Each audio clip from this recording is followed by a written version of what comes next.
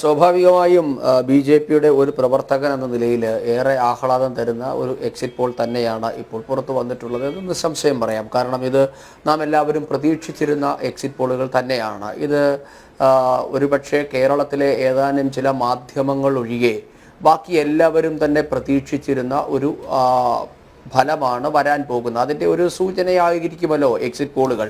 നമുക്കറിയാം ഇന്ത്യയുടെ സാഹചര്യത്തിൽ ചിലയിടങ്ങളിൽ എക്സിറ്റ് പോളുകൾ തെറ്റുകയും ചിലയിടങ്ങളിൽ വിജയിക്കുകയും ഒക്കെ ചെയ്തിട്ടുണ്ട്. പക്ഷേ ഏറിയ പങ്കും നമ്മൾ കഴിഞ്ഞ ഒരു 3-4 ടേം എടുത്ത് നോക്കുമ്പോൾ എക്സിറ്റ് പോളുകൾ മോറോർലെസ് എല്ലാം കൃത്യമായി വിജയിച്ച ഒരു കണക്കുകളാണ് നമുക്ക് കാണാൻ സാധിക്കുന്നത്. അതുകൊണ്ട് എക്സിറ്റ് പോളുകളിൽ ഈ വരുന്നത് തീർച്ചയായും ഇന്ത്യയുടെ മനസ്സു തന്നെയാണ്.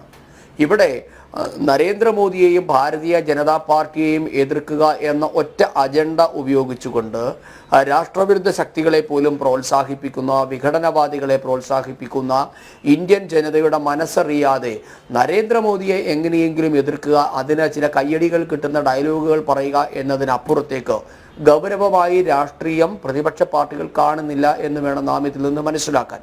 സ്വാഭാവികമായും ബി.ജെ.പി ഏത് തെരഞ്ഞെടുപ്പിൽ മത്സരിക്കുന്നതും വിജയിക്കുന്നതിന് വേണ്ടി തന്നെയാണ്. അതിനുവേണ്ടി ബി.ജെ.പി വിജയിക്കണം എന്ന് നാം എല്ലാവരും ആഗ്രഹിക്കുമ്പോഴും ഒരു ജനാധിപത്യ രാഷ്ട്രം എന്ന നിലയിൽ ചില ഗൗരവതരമായ രാഷ്ട്രീയം നമ്മുടെ നാട്ടിൽ ചർച്ച ചെയ്യപ്പെടണം. പക്ഷേ നമ്മുടെ ദൗർഭാഗ്യകരമെന്ന് പറയട്ടെ, പ്രതിപക്ഷ പാർട്ടികൾക്കാർക്കും ഇപ്പോൾ അതിനൊരു താല്പര്യമില്ല, അല്ലെങ്കിൽ അവർ ആരുടെയൊക്കെയോ കയ്യിലെ പാവകളായി മാറിയിരിക്കുന്നു എന്നതാണ് യാഥാർത്ഥ്യം. അതുകൊണ്ടാണ് ഇവർക്ക് ഇന്ത്യയുടെ പൾസ് മനസ്സിലാകാത്തത്. ഇന്ത്യൻ ജനതയുടെ ചിന്ത ഏത് തരത്തിലാണ്, അല്ലെങ്കിൽ ഇന്ത്യയുടെ ജനതയുടെ മനസ്സ് എന്താണ് എന്നിവർക്ക് മനസ്സിലാകാതെ പോകുന്നത് അതുകൊണ്ടാണ്. എന്തായാലും ഇന്ത്യ ചിന്തിക്കുന്നതിന് വിപരീതമാണ് ഇപ്പോൾ പ്രതിപക്ഷ പാർട്ടികളുടെ ചിന്ത എന്നാണ് ഈ എക്സിറ്റ് പോളുകളെല്ലാം തന്നെ സൂചിപ്പിക്കുന്നത്. അവർ നേരത്തെ എന്താ പറഞ്ഞിരുന്നത്, ഹിന്ദി ഹൃദയഭൂമിയിലടക്കം ബി.ജെ.പിക്ക് കാലിടറാൻ പോകുന്നു. ചില രാഷ്ട്രീയ വിദഗ്ധന്മാരുടെ വിലയിരുത്തൽ, പണ്ഡിറ്റുകളുടെ ഒക്കെ കണക്കുകൾ വളരെ കൗതുകകരമായിരുന്നു.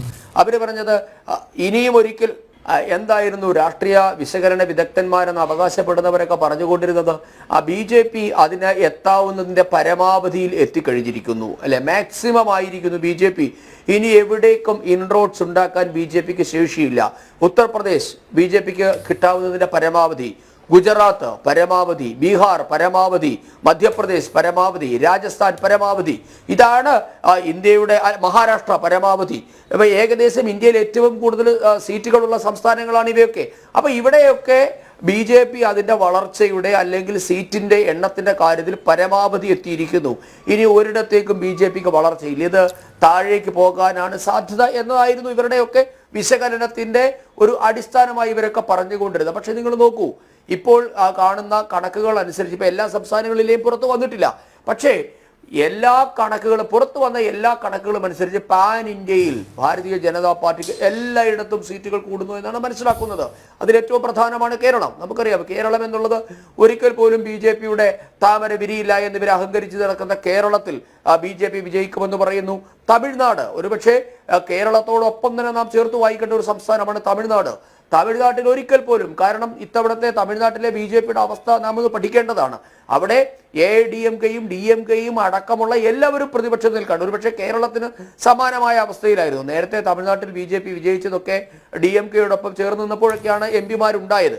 പക്ഷേ ഇത് ബി.ജെ.പി ഒറ്റയ്ക്ക് മത്സരിച്ച് കരുത്തു തെളിയിക്കുന്നു എന്നാണ് എക്സിറ്റ് പോളുകൾ കാണുന്നത്. അപ്പോൾ നമ്മെ സംബന്ധിച്ചിടത്തോളം ബി.ജെ.പി ഒരു വടക്കേ ഇന്ത്യക്കാരുടെ പാർട്ടിയാണ്, ഹിന്ദി ഹൃദയഭൂമിയുടെ പാർട്ടിയാണ് എന്നൊക്കെ പറഞ്ഞുകൊണ്ടിരുന്ന ഇവരുടെ വാദങ്ങൾക്കൊക്കെ ഏൽക്കുന്ന വലിയ തിരിച്ചടിയായിരിക്കും ഈ തെരഞ്ഞെടുപ്പ് ഫലം എന്ന കാര്യത്തിൽ യാതൊരു തർക്കവും വേണ്ട.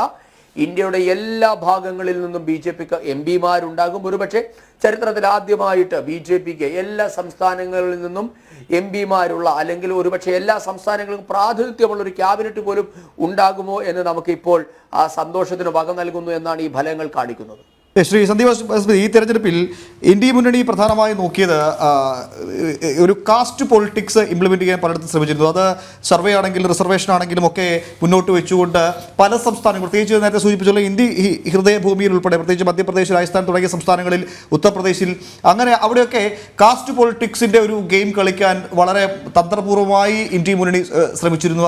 ഈ സർവേ കണക്കുകൾ ശരിവെക്കുകയാണെങ്കിൽ അത്തരം കാസ്റ്റ് പൊളിറ്റിക്സിന്റെ കാലം ഭാരതത്തിൽ കഴിഞ്ഞു എന്നത് ഇന്ത്യ മുന്നണി മനസ്സിലാക്കിയിട്ടില്ല എന്നുകൂടി ഈ സർവേയുടെ ഫലങ്ങൾ നിരത്തിവെച്ചാൽ പറയാൻ സാധിക്കും, അല്ലേ? തീർച്ചയായും. കാരണം നമ്മളിപ്പോൾ എല്ലാവരും 21-ാം നൂറ്റാണ്ടിനെ പറ്റി സംസാരിക്കുന്നു. 2047 ഇന്ത്യ എത്തേണ്ട ഹൈറ്റിനെ പറ്റിയാണ് നരേന്ദ്രമോദി സംസാരിക്കുന്നത്.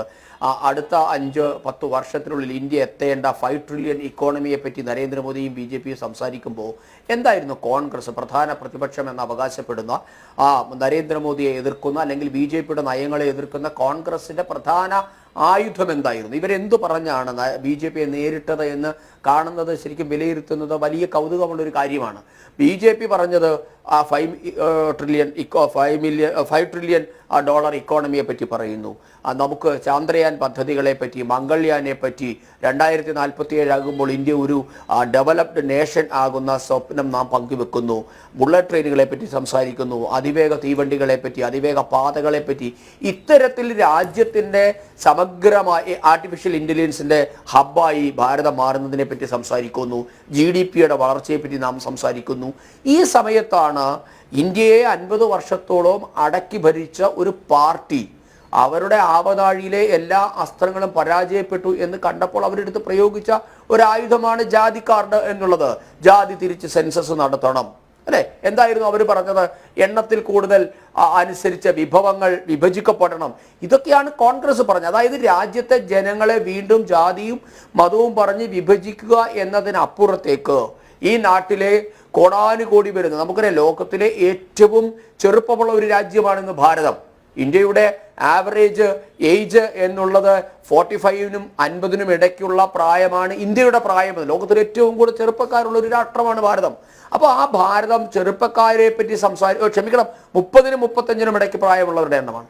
അപ്പോൾ ലോകത്ത് ഭാരതം നമ്മുടെ ചെറുപ്പക്കാരെ പറ്റി സംസാരിക്കുമ്പോൾ, ഐക്യത്തോടു കൂടി പോകേണ്ടതിനെ പറ്റി നാം സംസാരിക്കുമ്പോഴാണ് വളരെ അതിദയനീയമായ രീതിയിൽ രാഹുലിൻ്റെ നേതൃത്വത്തിലുള്ള കോൺഗ്രസും അവർ നേതൃത്വം നൽകിയ ഇന്ത്യ മുന്നണിയും പുറത്തെത്തി സംസാരിച്ചത്. ഞങ്ങൾ ജാതി തിരിച്ച് ഇന്ത്യക്കാരെ എണ്ണും, എന്നിട്ട് എണ്ണം അനുസരിച്ച് വിഭവങ്ങൾ ഷെയർ ചെയ്യും.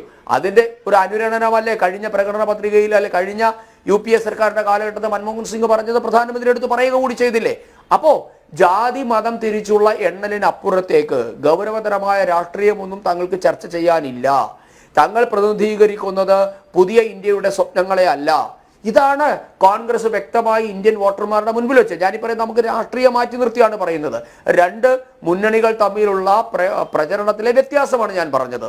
ഇന്ത്യയിലെ കോടിക്കണക്കിന് വരുന്ന ചെറുപ്പക്കാരുടെ പ്രതീക്ഷകളും സ്വപ്നങ്ങളും തങ്ങൾക്ക് സഫലീകരിക്കാൻ പറ്റില്ല എന്ന് പറയാതെ പറയുകയായിരുന്നു കോൺഗ്രസ്. അങ്ങനെയുള്ള കോൺഗ്രസിന് എങ്ങനെയാണ് ഒരു സാധാരണ മനുഷ്യൻ വോട്ട് ചെയ്യുക?